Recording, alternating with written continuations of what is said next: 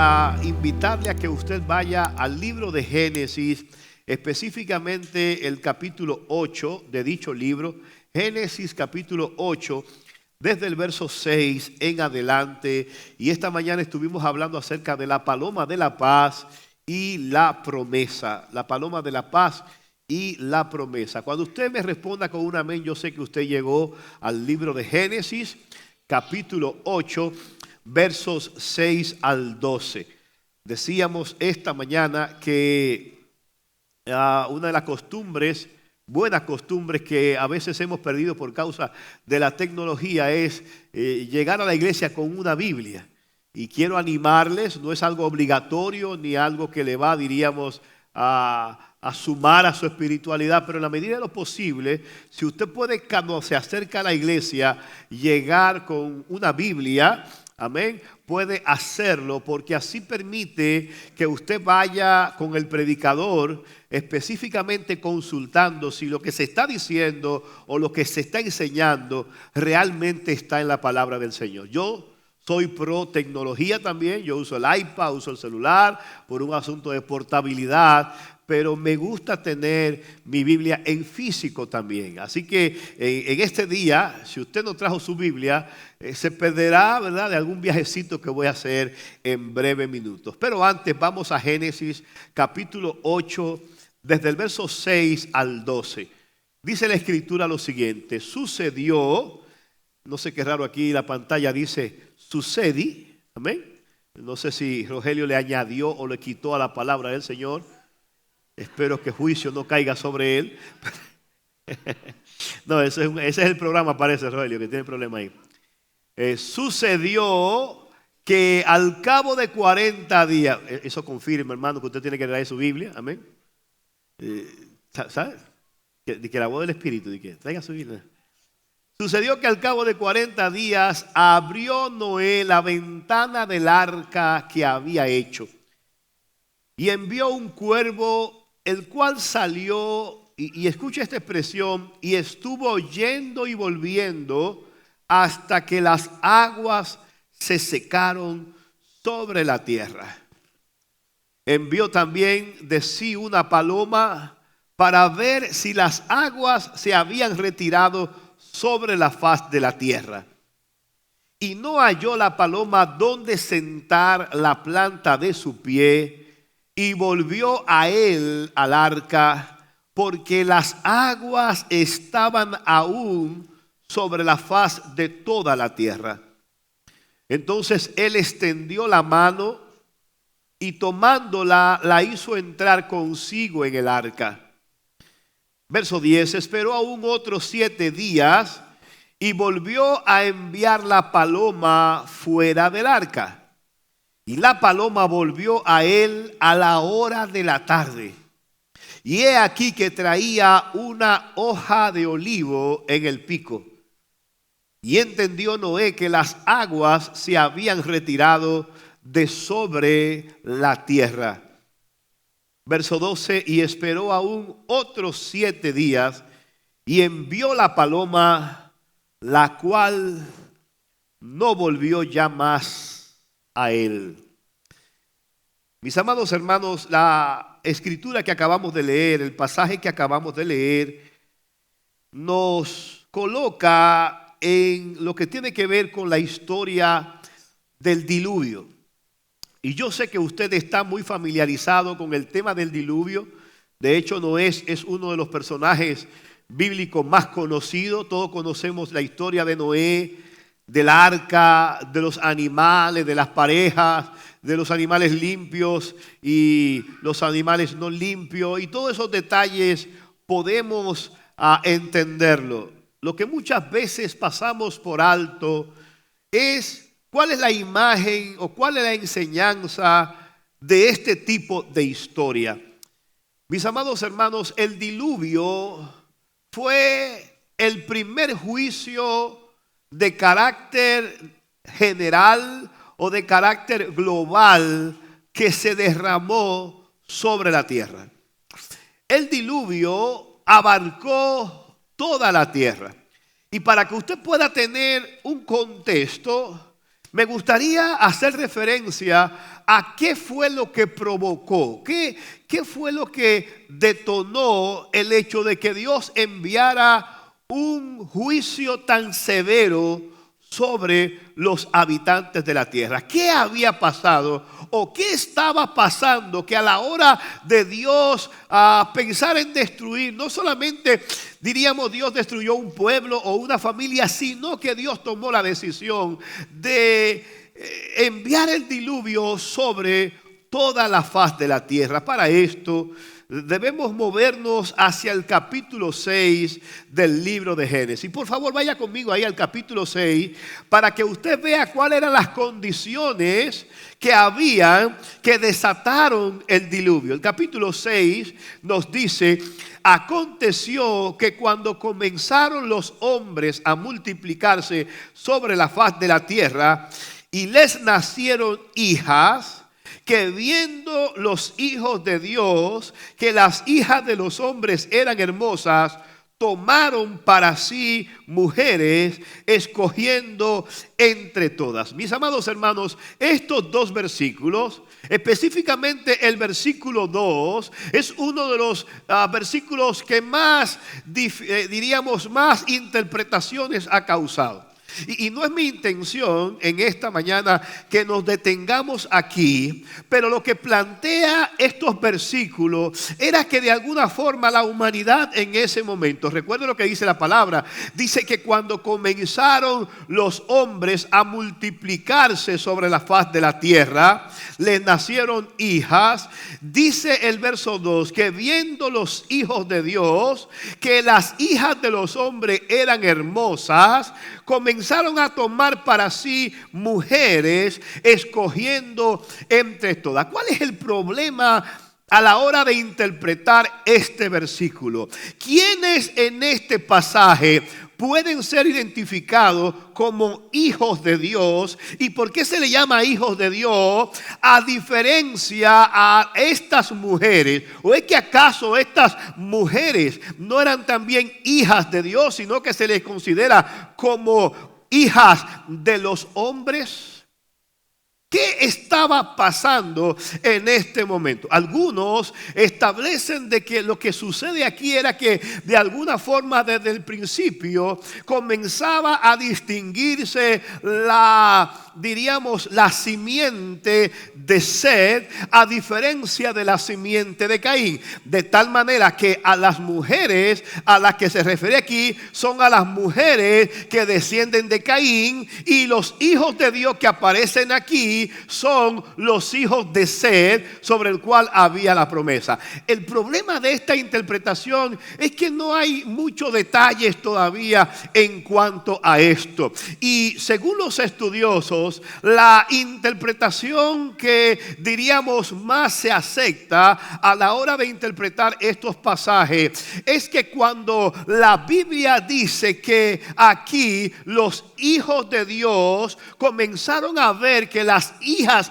de los hombres eran hermosas, de algún tipo, lo que está sucediendo aquí era que comenzó a haber cierta atracción entre ángeles y mujeres.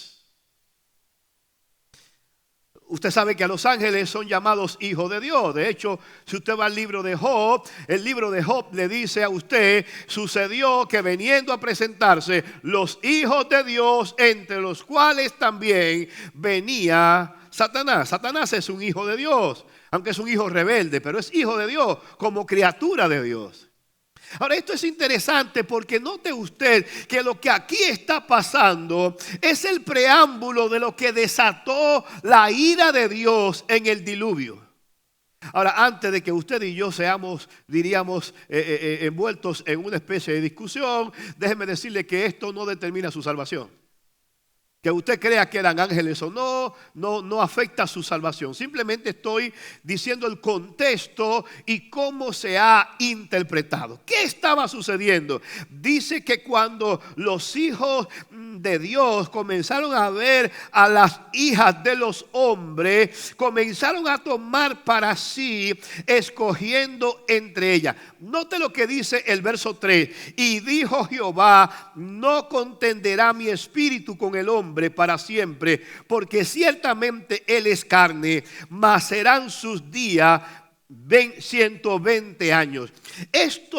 Esta relación entre hijo de Dios y hija de los hombres disgustó tanto a Dios, fue tan abominable para Dios, que Dios decide lanzar una sentencia de que los hombres solamente vivirían 120 años. Ahora, he escuchado creyente decir que por eso nadie pasa de más de 100 años, que Dios dijo en su palabra que solamente los hombres iban a llegar hasta 120 años, pero no es a eso a lo que se está refiriendo este texto bíblico.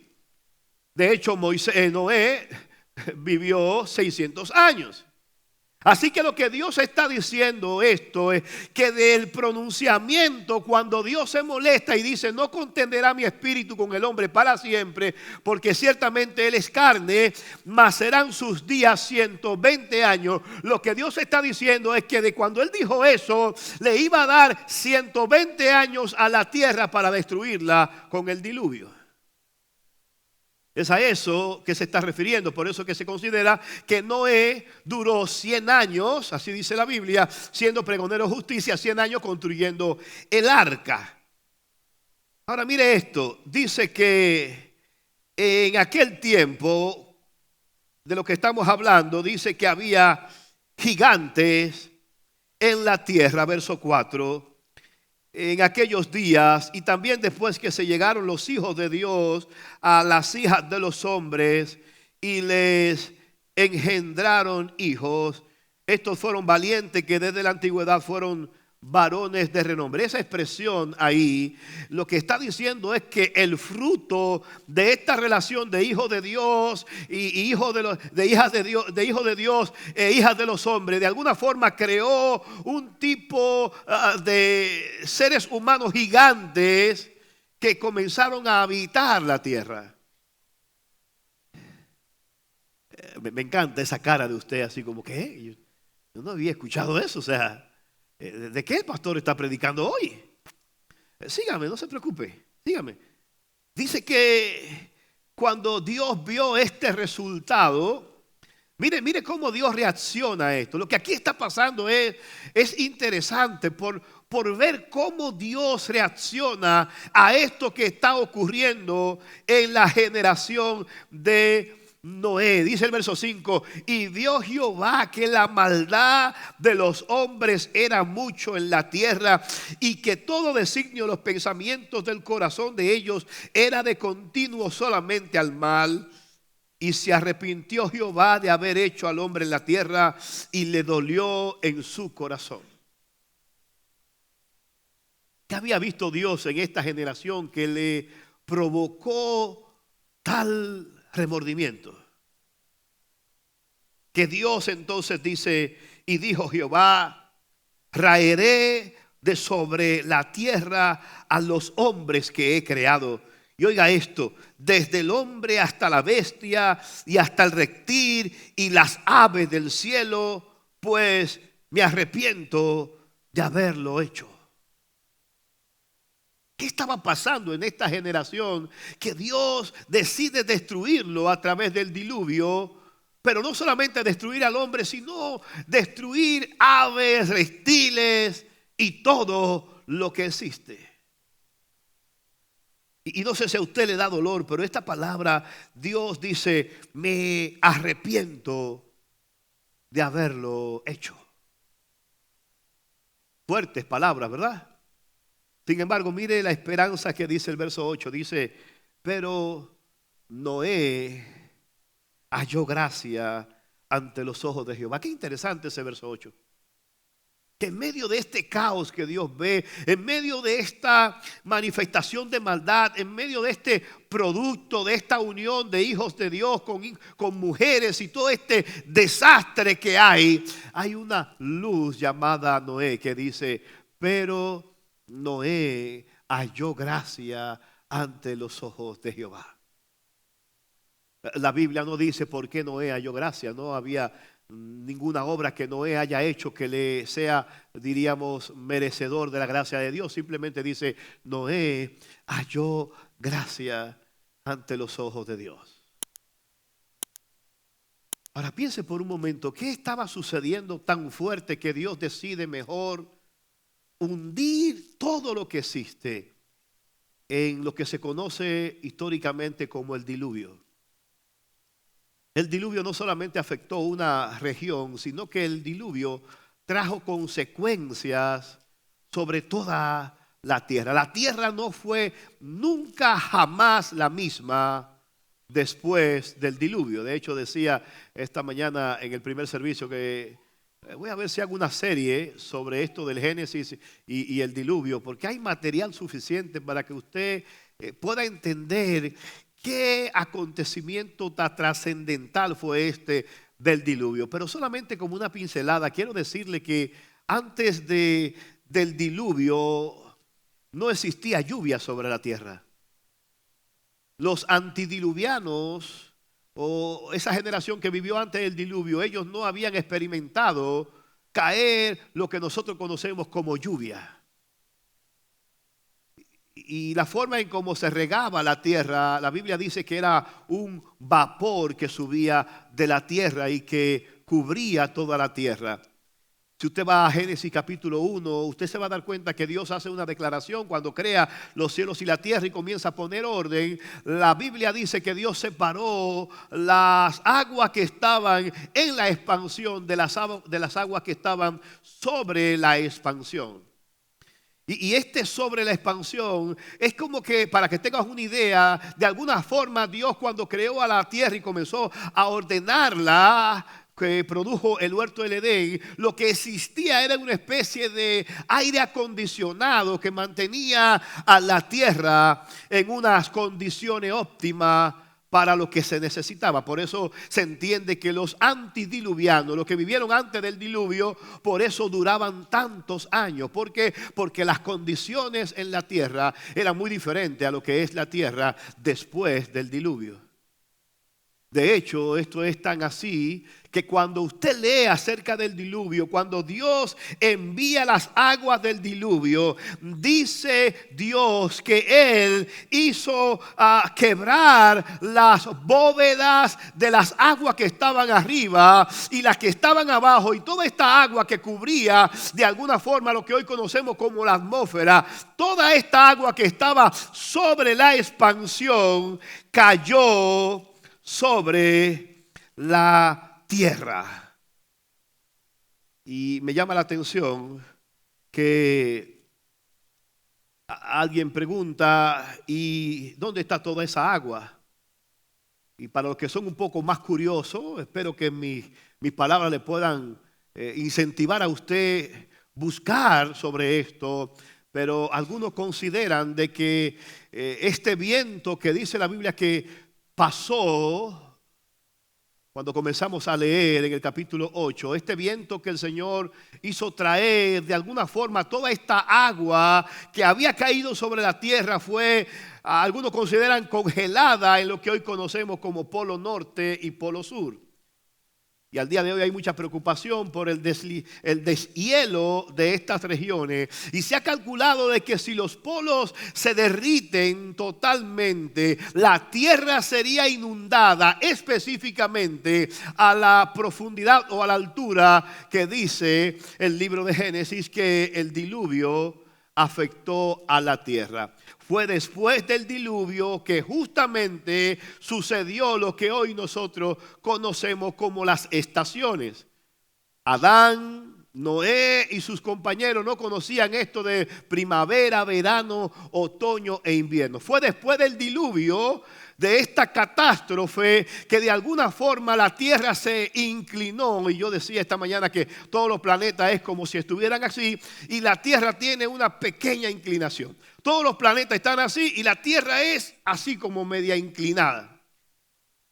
Creo que son 8 grados que está inclinada. Y esa pequeña inclinación es lo que hace al día de hoy la tierra sea habitable. Estamos justamente colocados en un espacio de que si estuviéramos apenas un par de grados más cerca del sol, nos quemaríamos. Pero si nos alejamos un par de grados más atrás, nos congelaríamos. Dios nos colocó exclusivamente en un lugar que es habitable para nosotros. Solo nuestro Dios podía hacerlo. Amén. Solo nuestro Dios podía hacerlo. Ahora, antes de que usted, piense que yo vine a darle una clase hoy de geografía y de esas cosas, mi intención hoy es tomar esta historia del diluvio para que usted vea cómo al final de esta historia, ya cuando las aguas comienzan a descender, aparece lo que pudiéramos llamar una especie de cuadro que puede ilustrarnos lo que es, diríamos, la actividad del Espíritu Santo en la tierra. En los versos que comenzamos a leer a partir del verso 6, dice que sucedió al cabo de 40 días, Noé abrió la ventana. Mire, el arca, cuando Noé, por instrucción de Dios, la hizo, tenía ciertas características especiales. En otras palabras, el arca no tenía 10 puertas, ni siquiera 5 puertas. El arca tenía una puerta. Aleluya. Y el arca tenía una ventana. No tenía 4 ventanas, tenía una puerta y una ventana. Pero había algo que el arca no tenía. El arca tenía una puerta, que de hecho dice la Biblia que cuando los animales entraron, me llama la atención que la Biblia dice textualmente que Dios cerró la puerta.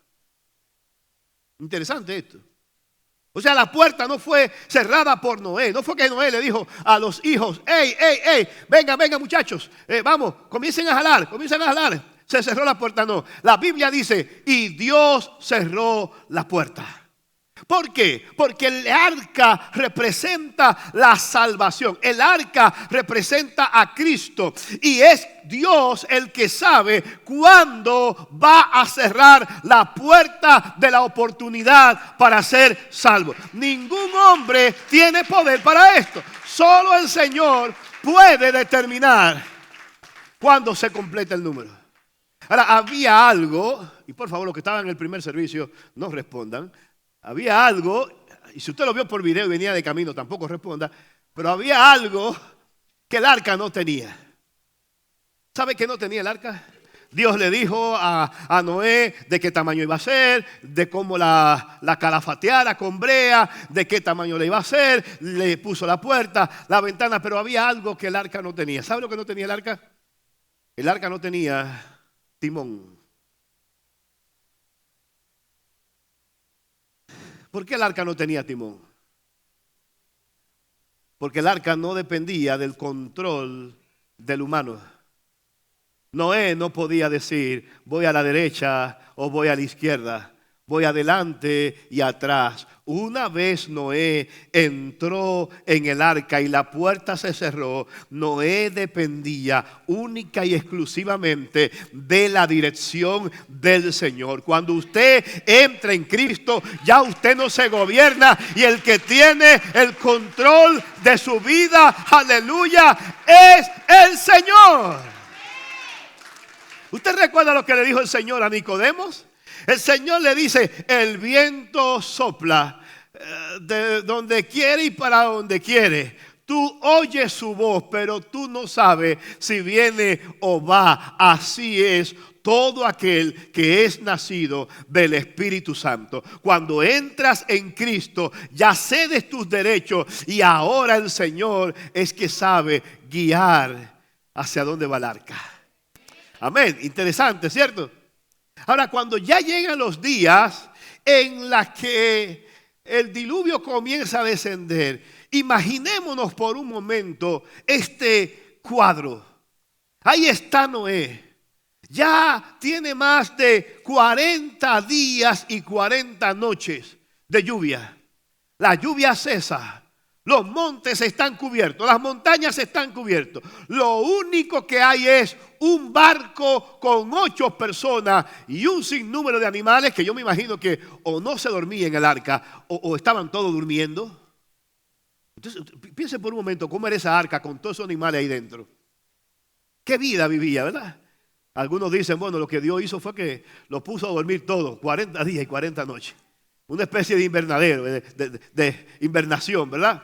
Pero piense por un momento, Noé está esperando instrucciones divinas. 40 días y 40 noches. Todo lo que está debajo de aquella embarcación se encuentra muerto e inundado. Hombres, animales, reptiles, aves, todo es un caos y un desastre fuera del arca. En el arca quizás hay preocupación, quizás hay ansiedad. En el arca probablemente es ¿y cuándo esto se va a parar? ¿Y dónde vamos a parar? ¿Y cómo será la vida una vez salgamos de aquí? Quizás habían muchas preguntas. La Biblia no dice que Dios hablaba con Noé todos los días. No. Noé simplemente estaba en el arca. De hecho, me llama la atención lo que dice el verso 1 del capítulo 8.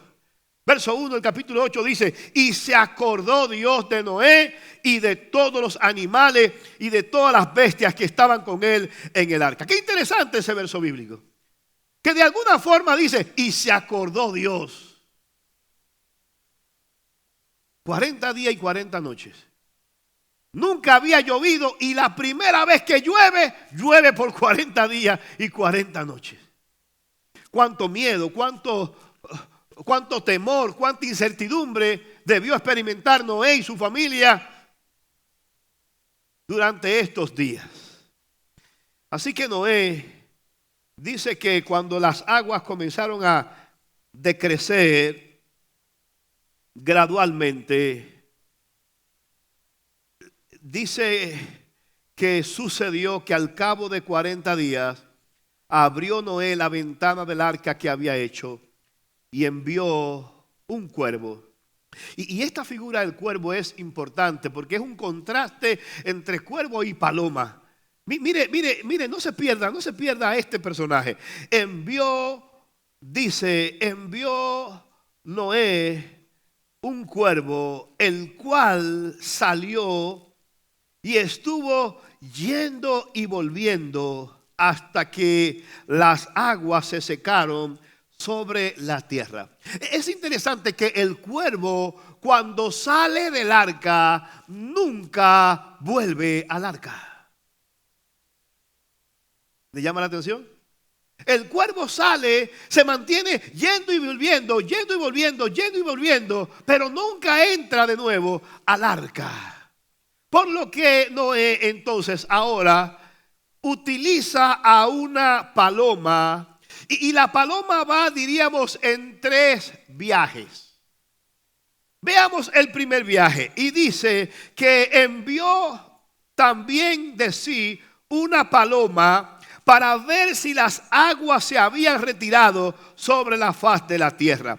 Verso 9. Y no halló la paloma donde sentar la planta de su pie y volvió a él al arca porque las aguas aún estaban sobre la faz de toda la tierra. A diferencia del cuervo, el cuervo no regresó a donde Noé. Él iba y venía, se mantenía en movimiento, quizás afuera del arca, pero no entraba al arca. La paloma, por la razón de no encontrar, dice, un lugar a donde reposar, donde poner la planta de su pie, volvió al arca. Pero una vez en el arca, note usted que dice que Noé extiende la mano y tomándola, la hizo entrar consigo otra vez al arca. Este es el primer viaje que da la paloma. Sale, pero no encuentra dónde quedarse permanentemente. Así que decide volver al arca. El verso 10 dice que en el segundo viaje de la paloma dice, esperó aún otros 7 días y volvió a enviar la paloma fuera del arca. Y la paloma volvió a él a la hora de la tarde. En este segundo viaje, en esta segunda misión, la paloma va, pero toma como referencia que regresó casi al anochecer.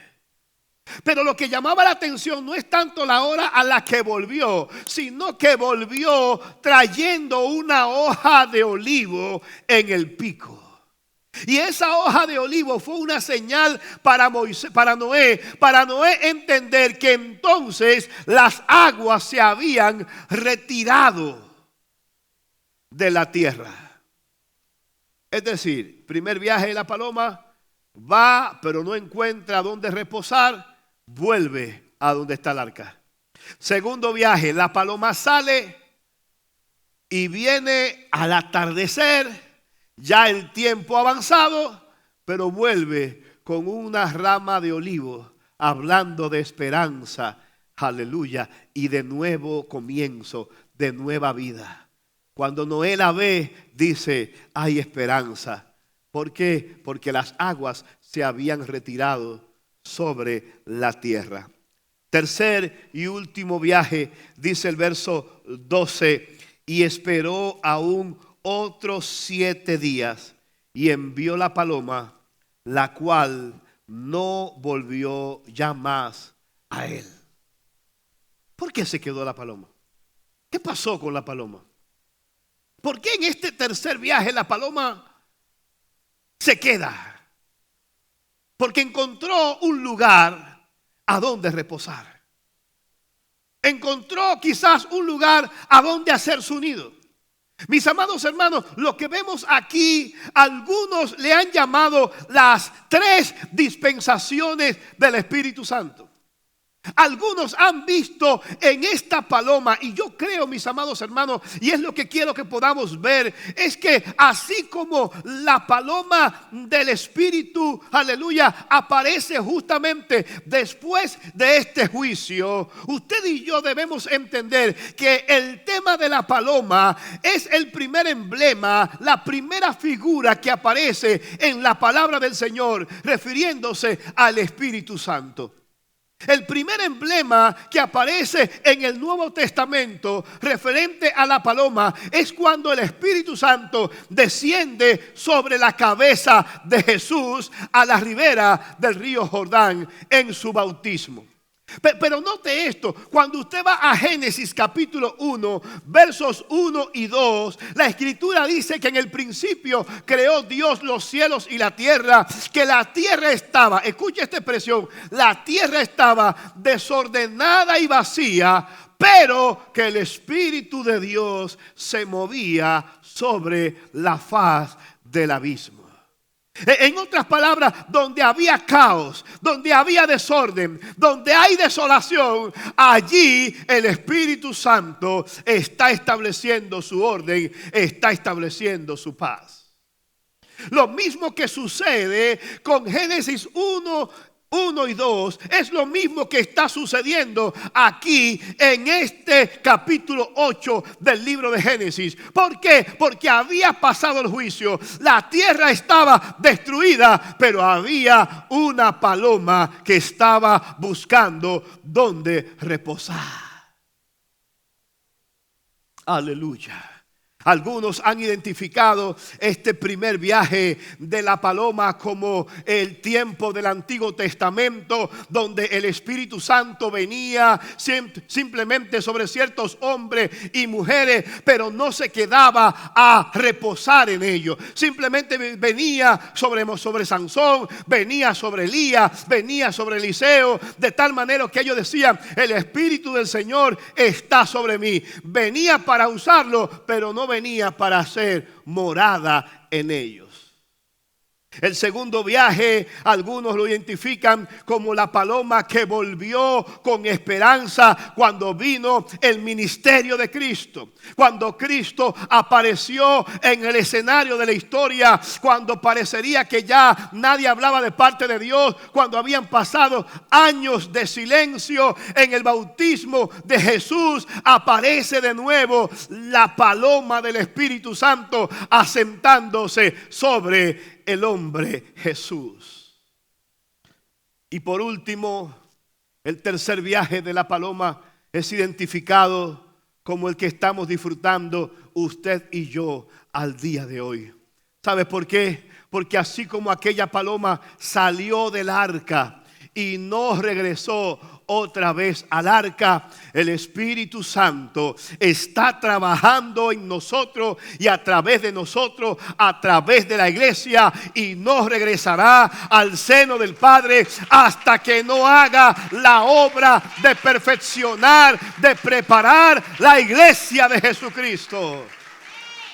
Mis amados hermanos, yo creo, sin temor a equivocarme, que lo único que está deteniendo el ministerio de la iniquidad, lo único que está deteniendo la obra de Satanás sobre la humanidad, aunque ha crecido la maldad, aunque ha crecido la inmoralidad, aunque ha crecido, oh gloria a Dios, el pecado en medio de la humanidad, todavía hay hombres y mujeres que han hallado gracia como la halló Noé, y que la presencia del Espíritu Santo está sobre nosotros. ¿Por qué? Porque esa paloma que salió del Padre no ha vuelto todavía, oh gloria a Dios, hasta que nos lleve a la presencia del Señor. Oh, es por eso, mis amados hermanos, que debemos y necesitamos ser perseverantes buscando la presencia del Espíritu Santo. Mis amados hermanos, sin la presencia del Espíritu Santo es imposible vivir en santidad. Sin la presencia del Espíritu Santo es imposible, aleluya, ganar nuestra batalla contra el pecado. Sin la presencia del Espíritu Santo en nuestras vidas es imposible hallar orden en nuestras vidas. Muchos de nosotros andábamos como este cuervo de la historia de Noé, de aquí para allá, de allá para acá, lejos de la presencia del Señor. Nos habíamos alejado del arca, oh gloria a Dios, de la presencia del Señor. Pero gloria a Dios, aleluya, que una vez vino la gloriosa paloma del Espíritu Santo a nuestra vida. Hoy en día gozamos de una paz sobrenatural, una paz que sobrepasa todo entendimiento y que guarda nuestros corazones en Cristo. ¿Alguien aquí está disfrutando de esa maravillosa paloma? Alguien aquí está, aleluya, gozándose y diciendo: ¿sabe qué? En mí habita el Espíritu Santo. Oh, gloria al nombre del Señor. Mis amados hermanos, el llamado de Dios, a pesar de lo que vivamos, a pesar de las temporadas que tengamos que explorar, a pesar, hermanos, de los juicios de Dios que explotan aún cerca de nosotros, nosotros debemos confiar que la paloma de su Espíritu Santo es capaz de protegernos, que Él ha venido a hacer una obra maravillosa en nuestras vidas y a través de nosotros. El Señor le dijo a sus discípulos: a ustedes les conviene que yo me vaya, porque les enviaré otro consolador, el cual estará en ustedes y con ustedes, y estará sobre ustedes. Nuestra mejor posesión, nuestra mejor garantía, nuestra mejor esperanza es contar con el Espíritu Santo.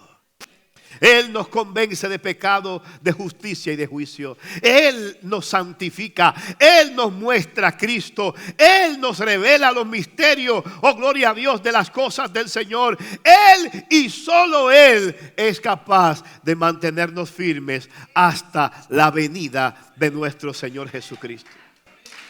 Aleluya. Oh, gloria al nombre del Señor. El Espíritu de Dios se sigue moviendo en medio del caos. El Espíritu de Dios se sigue moviendo en medio del desorden. El Espíritu de Dios se sigue moviendo en medio de una tierra desordenada y vacía.